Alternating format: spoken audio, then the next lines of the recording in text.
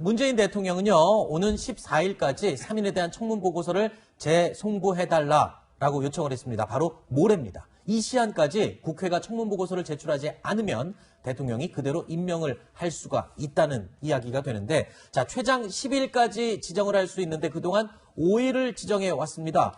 자, 이번에는 3일로 지정을 했습니다. 이번 주 안에 마무리하겠다. 그런 의지로 보인다고 할 수가 있는데, 자, 문재인 대통령의 부적격 3인방 임명 강행은요, 야당 대표 시절과는 상당히 달라진 입장을 보이고 있다라는 지적도 있습니다. 어떤 부분인지 직접 언급한 내용을 들어보시죠.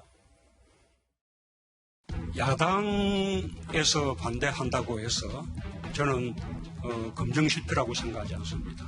청문회가 이루어지면 그 청문회 결과 거기서 드러난 아직 이제 부적격 사유 이런 것들에 대한 국민들의 평가 이런 것들이 존중돼야 되는데, 대통령은 정말 유능한 장관, 또 청와대 같은 유능한 참모들을 발탁하고 싶습니다.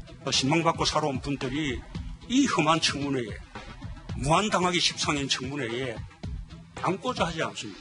대통령에게 국민 통합의 의지가 그렇게도 없는 것인지, 또 사람이 또 그렇게 없는지 정말 실망을 금할 수가 없습니다.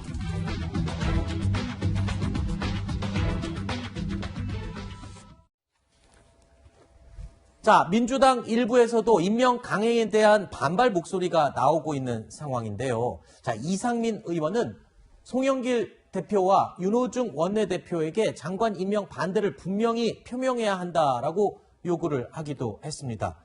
자, 송영길 대표도 청와대에 휘둘리는 것을 바꿔야 한다라는 목소리를 냈는데요. 하지만 장관 임명 여부에는 현재 침묵을 하고 있습니다. 자, 이번 일로 송 대표의 당내 리더십이 시험대에 오른 게 아니냐라는 이야기도 나오고 있는데, 글쎄요, 어떻게 보십니까? 시험대에 올랐다고 봐야 될까요? 지금 상황? 시험대에 올랐는데 네. 과연 어떤 선택을 할지. 근데 제가 보기에는 송 대표도 선택의 여지가 그리 크지는 않은 것 같아요. 그러니까 송 대표 본인이 일단은 비주류라고 하지만 기본적으로 저는 친문이라고 판단을 하고 있고요.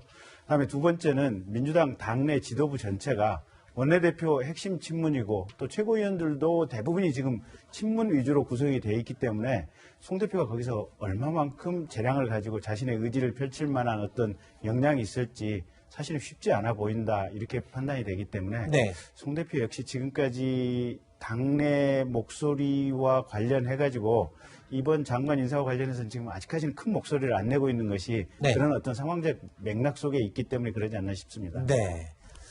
자, 이 야당은 당연히 지금 반대 입장을 얘기하고 있고요. 이뿐만 아니라 여당 중진 의원들도 임혜숙, 박준영 후보자의 임명은 안 된다라면서 공개적으로 주장을 하고 있습니다. 들어보시죠.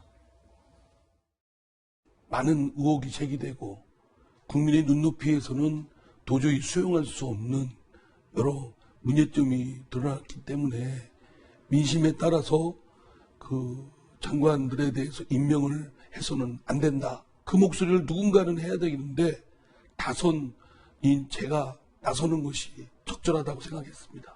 장관이 대통령 임명권인 대상이기 때문에 임명 일방해도 되겠다. 이렇게 되면 국민적 불신과 오히려 문재인 정부의 국정 운영에 큰 걸림돌, 부담으로 작용할 것이라는 걱정이 생깁니다.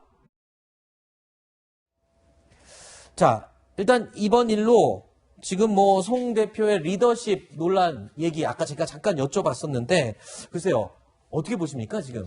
지금 14일에 문재인 대통령이 더불어민주당의 신임 그 지도부를 모두 불러가지고 협조를 요청하거든요. 송영길 대표뿐만 아니고 원내대표 정책위 의장을 모두 불러서 얘기하는 걸 보면은, 시간만 지나가면 14일 되면은 임명을 강행할 것은 저는 분명한 그런 것으로 예상이 듭니다. 근데 그렇게 했을 경우에 첫 번째는 문재인 정부에서 스스로 강화한 인사 기준을 스스로 어기는 것이고, 또 나아가서는 이것 때문에 이제 정권의 레임덕이 여기서부터 시작되는 거 아니냐, 만약에 야당 의견을 들어준다면은 이렇게 얘기하는데, 저는 이걸 강행한다면은 이건 인사 기준 자체 그리고 대통령의 인사에 대한 철학 자체의 레임덕이 시작되는 거라고 봅니다. 네.